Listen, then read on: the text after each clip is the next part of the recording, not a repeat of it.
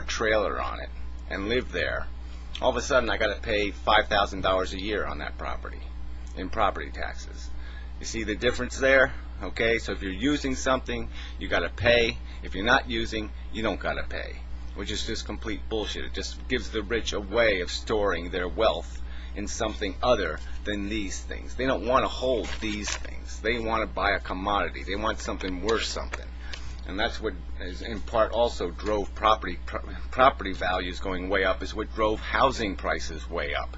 You're not just buying a house, you're buying this stupid thing, property, that some rich bastard owned and demanded a big giant profit to sell.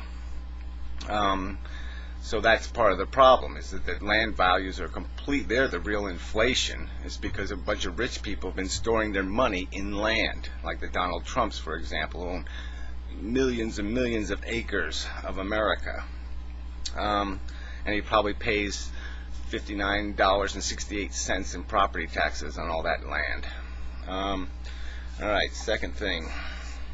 Second, third, fourth, fifth, sixth.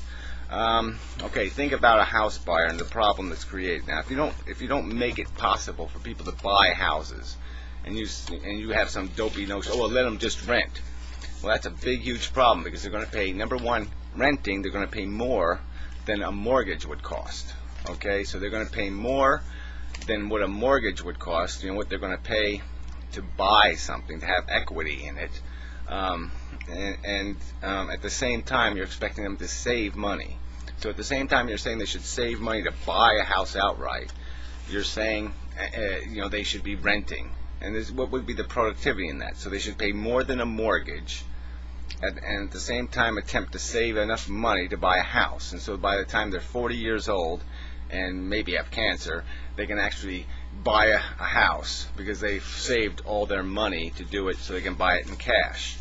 I mean, but at the same time, throughout that whole 40 years, they paid in rent what they would have paid to own the house. So they still lost out big time. They could have had a house twice the size if they would have just bought a mortgage instead of renting. Right. So the problem really is that the real transition, the real thing that bankrupted us, was that workers are all working service jobs, as Nick points out. Service jobs pay much less. Serving some bastard his restaurant meal pays a lot less than building something, than doing some other kind of productive work. So all those service jobs pay a lot less money. So people have less disposable income. So they have less ability to pay off a house mortgage or to even pay rent. And so the disaster begins. Let's see, what else is there to say on that?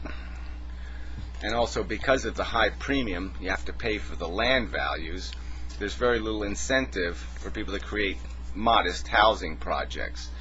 They'll make their big money on, producing stuff that they can make more money on, because they already know that the poor people are closed out of the market. It doesn't matter whether it's 150,000 or 100,000. They can't pay the mortgage on either one of those, so they're already out of the market. So the real market, the only place they're building houses is for the middle or higher income bracket people. And so that also just blows the whole thing up. What else is there to say? But the problem is, like I said, is that the rich have acquired lots of deeds of ownership. And remember that these U.S. bonds, the 13 trillion of them, that's your debt. Okay, so as much as you think you own stuff, you owe $200,000. Okay, so you've got a big, giant, fat, juicy debt hanging over your head. And that's held by somebody. It's not held by you. It's not held by your neighbor. No, it's held by these rich bastards. And they're going to suck you for interest for the rest of your life. They're going to take a big, giant cut of your productivity for the rest of your working life. And that's the bullshit here. And the bottom line argument is, again, we'll either sacrifice in this crisis to fix this problem. We will destroy the lives of 60 million, 70 million, 80 million, 90 million people. We'll make them eat dirt, live in shit.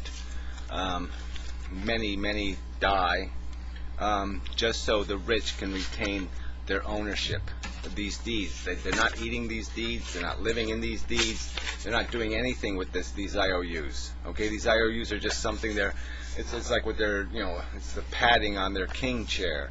It's completely superfluous to anything we call living. They don't need to own this shit. If we just burn their IOUs, we all win. They lose a superfluous piece of wealth, a superfluous piece of ownership of the world. And that's it. That's the crisis. Nobody ends up in the sewer dying. No little kids, are eating dirt and, wiping their own poo on their face. No big hard misery. But instead you're going to choose this other route, where you're going to kill millions of people.